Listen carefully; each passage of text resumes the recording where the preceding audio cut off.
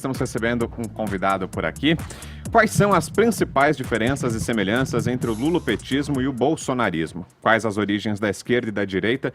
E como o atual debate entre e sobre elas nas redes sociais desvirtuou conceitos básicos? A guerra cultural a que assistimos hoje terá trégua ou daqui para frente tende a se intensificar? Como as mídias sociais se inserem na disputa de poder político no Brasil e no mundo?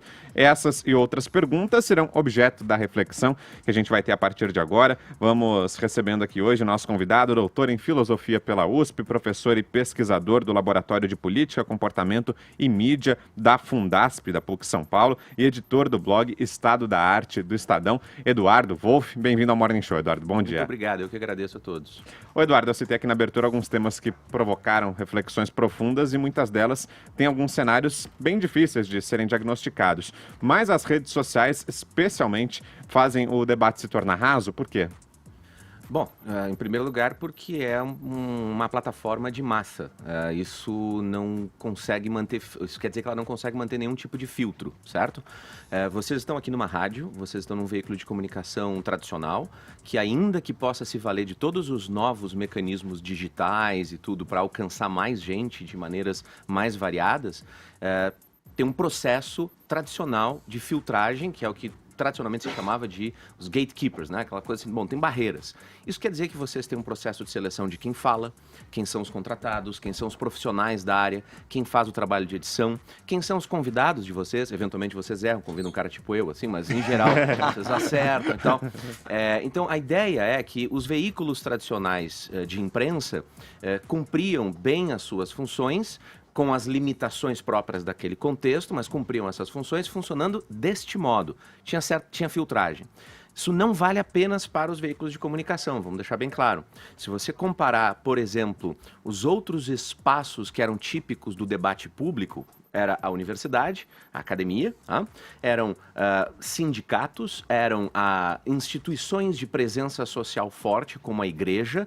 Esses eram os espaços tradicionais de formação da opinião pública, de debate público, e a imprensa cumpriu o papel de divulgar isso de maneira mais ampla e mais, digamos assim, massificada, certo? Agora, o que acontece quando você passa a usar as redes sociais no formato em que elas chegaram até nós pela internet como o espaço onde se dão os debates, as discussões e as ideias? Não há mais distinção e não há mais hierarquia. E aí tem coisas efetivamente muito positivas e coisas indiscutivelmente negativas. Coisas efetivamente positivas disso. Ora, seria muito difícil que uma parcela expressiva da população e segmentos específicos da população pudesse se manifestar como se manifesta nas redes sociais, nos veículos tradicionais. Então você pode ter o seu próprio podcast, você pode fazer da sua página pessoal um veículo de manifestação das suas análises. Bom, isso aqui é o que eu penso do governo, isso aqui é o que eu penso da lei nova, e você usa aquilo para divulgar.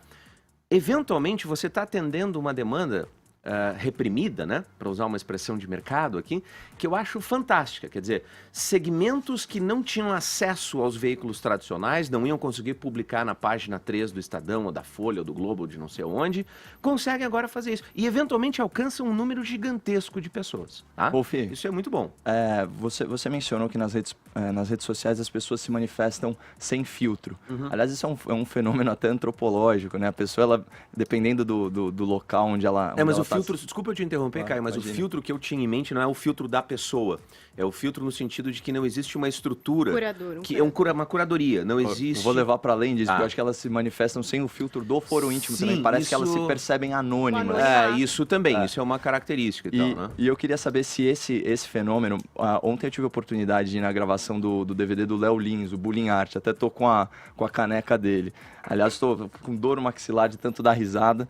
E é uma ode, assim, ao politicamente correto. Você acha que essa nova fase de comunicação, né, em que as pessoas elas estão se manifestando de forma mais genuína, né, mais rude, até mais provocativa, até mais ofensiva, né, sem o filtro, tanto o formal, né, dos gatekeepers, como você falou, como sem o filtro de foro íntimo? Você acha que isso contribuiu com a derrocada do politicamente correto e a quebra da hegemonia narrativa da imprensa? Deixa eu complementar.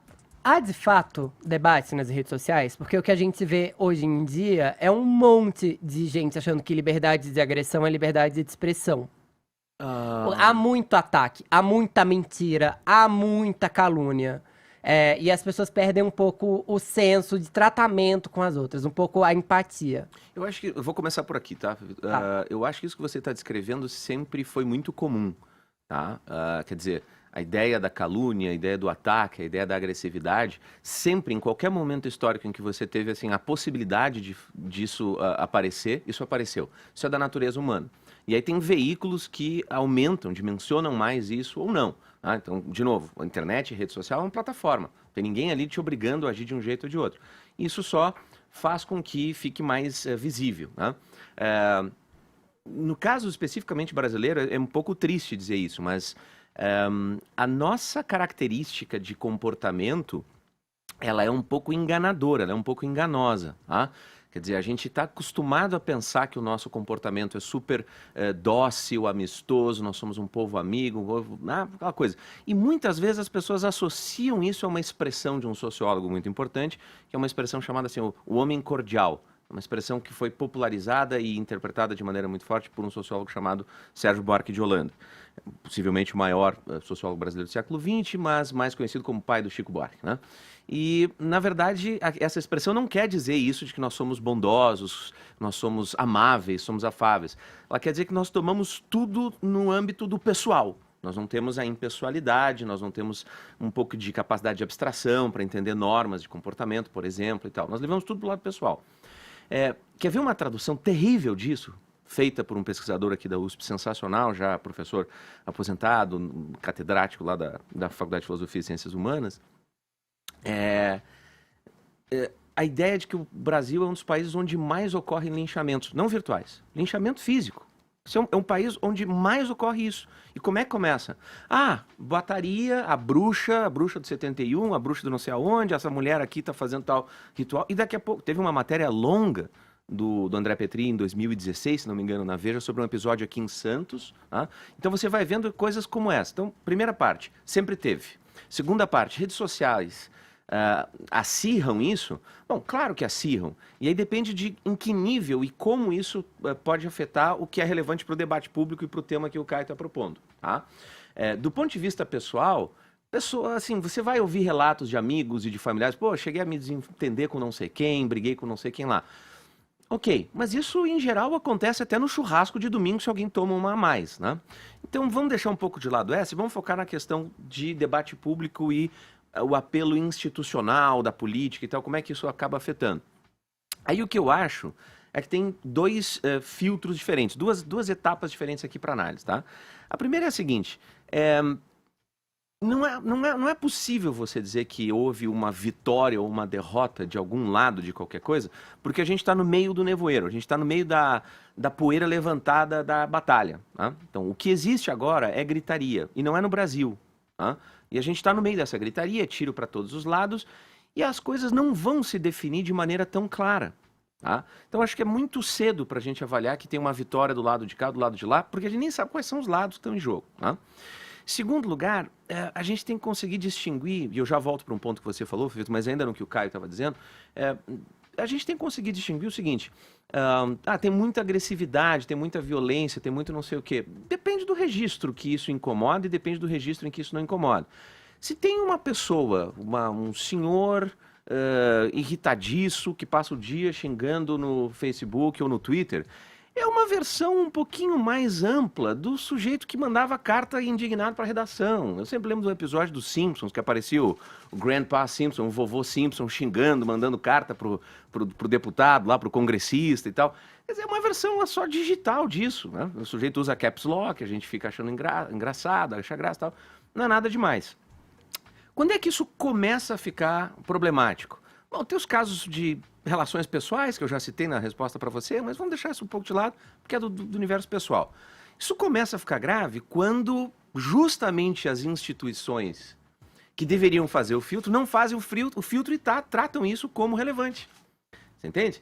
Quer dizer, quando alguém começa a olhar um político, um partido, o Congresso, o Senado, o presidente da República, a imprensa tradicional, os editoriais, os jornalistas, os repórteres, quando essas instituições começam a olhar para a gritaria de Facebook e de Twitter e tratar isso como isto é notícia, isto é a realidade. Não, não é.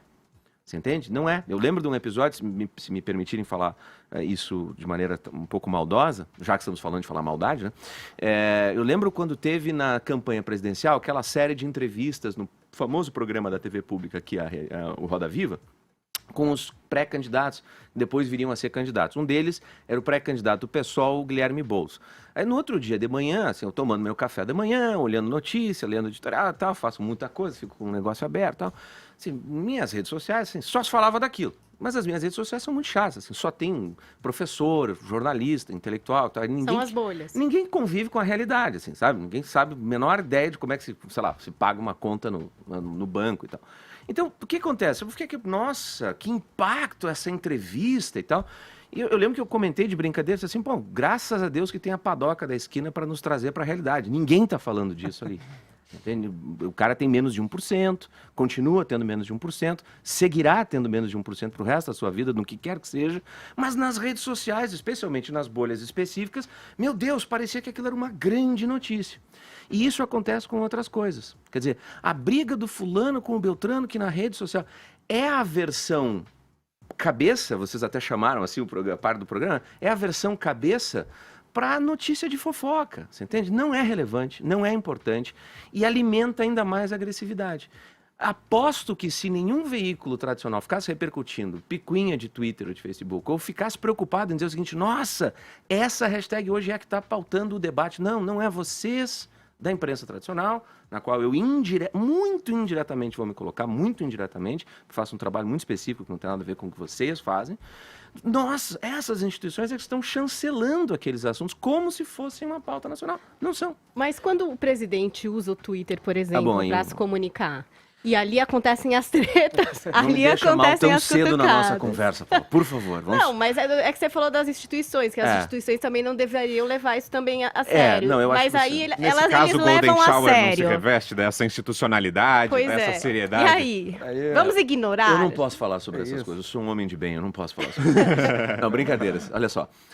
Só para concluir uma coisa do que eu acho interessante é o seguinte. Se você for ler os textos do Christopher Hitchens, por exemplo, um grande jornalista falecido em 2012. Catch-22. Exatamente, do Catch-22. Ateísta também, né? O Hitch-22, que é com base no romance Catch-22, ele fez a biografia dele, as memórias dele, né? Hitch-22, que é o nome dele, o Hitchens.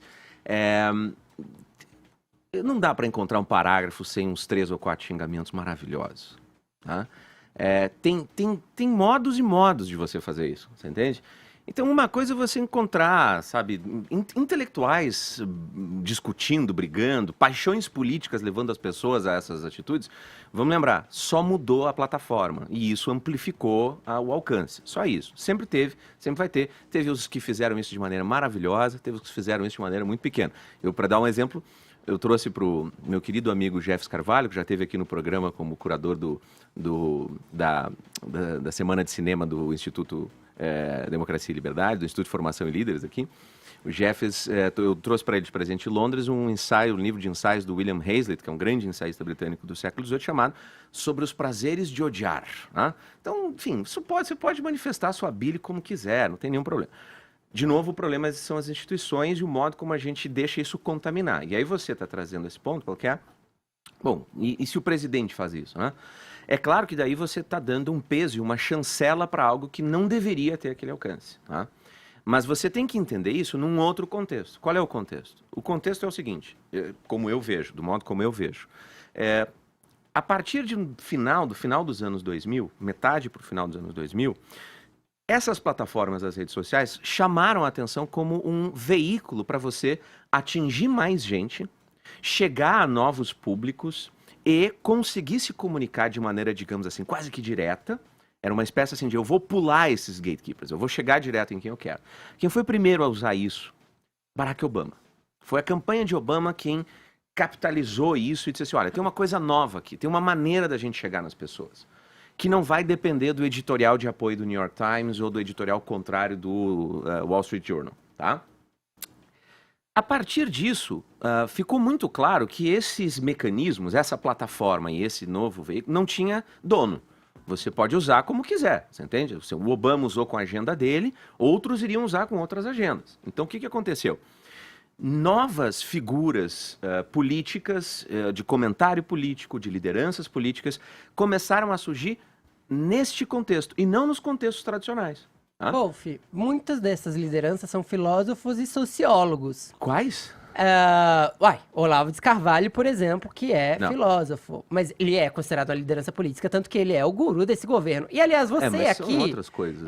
Você aqui já citou, inclusive, o Sérgio Buarque de Holanda como sociólogo, você é filósofo, e eu tô pensando aqui, eu não posso deixar de Filósofo é a te perguntar... generosidade dos amigos para disfarçar o desemprego, tá? Sou professor, pesquisador, filósofo é generosidade. No seu caso, né? Não do outro filósofo, né? Você tá falando do seu. O outro eu sei lá o que ele faz. Eu não posso deixar de te perguntar, então, como é que você se posiciona quanto à decisão do governo em relação às ciências sociais e à filosofia, considerá-las Ótimo. cursos menores e Tá. tudo mais. Só para não deixar uma ponta desamarrada, Claro. ainda no que você estava dizendo, então, eu só queria concluir um raciocínio que quer dizer o seguinte, olha, quando mudou essa plataforma, quando essa plataforma conseguiu mudar o modo como novas lideranças políticas, novos quadros, novos críticos e tal, chegavam a grande público, isso desestabilizou o establishment, né? O sistemão de quem eram os atores que jogavam mais ali o jogo político.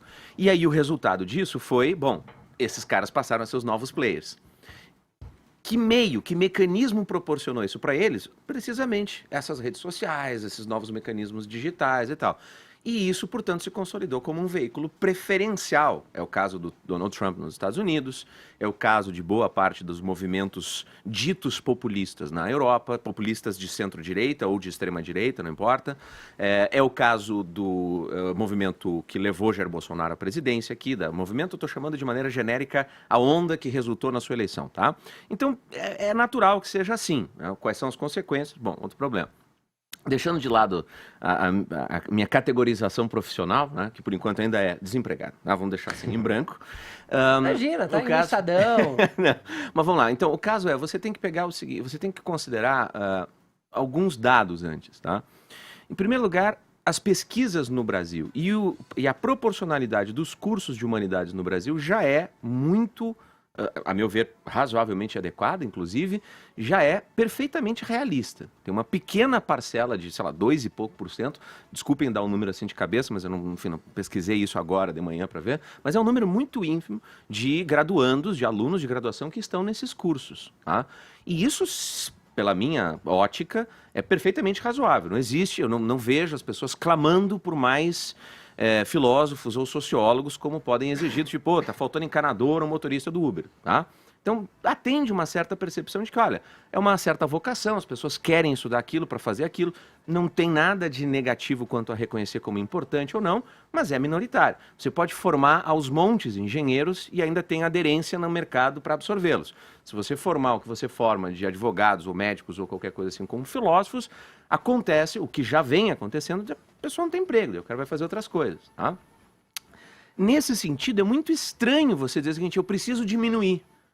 Porque não parece fazer sentido dentro de uma programação, digamos assim, de uma política pública. Você não parece que o governo olhou e disse assim, olha, peraí, cara, a gente está fora do esquadro se a gente comparar com outros países do tamanho da nossa economia, do tamanho do nosso investimento, para a área de educação, acho que a gente tem que retirar daqui para colocar ali. Não parece ter havido isso, não tem nenhum indício de que tenha havido isso, tá? Some-se a isso o fato de que nós estamos entrando no quinto, na verdade, indo para a segunda metade do quinto mês do governo, em que na área de educação, e não apenas nela, também a próprio núcleo da família presidencial, que nós temos uma espécie de semi-monarquia, tem uma família presidencial, Sim, né? é uma dinastia. Então, assim, a família presidencial, que é o núcleo político, né? E alguns dos articuladores políticos, desde o início, tomaram o Ministério da Educação não como um foco para dizer o seguinte, como é que a gente acaba com o nosso atraso educacional? Como é que a gente resolve o fato de que a gente tem os piores desempenhos, está sempre na rabeira, nas avaliações internacionais? Como é que a gente resolve isso sabendo que sem investir nessa base e sem preparar melhor esta base, Não adianta gastar lá em cima no ensino superior, por exemplo. Tá? Como é que a gente faz isso? Não houve discussão nenhuma sobre isso. Toda a discussão, desde o convite, segundo relatado por membros do governo, matérias em todos os veículos de imprensa, dos mais à esquerda aos mais à direita, não importa, todo o processo foi: você vai combater a ideologia da esquerda?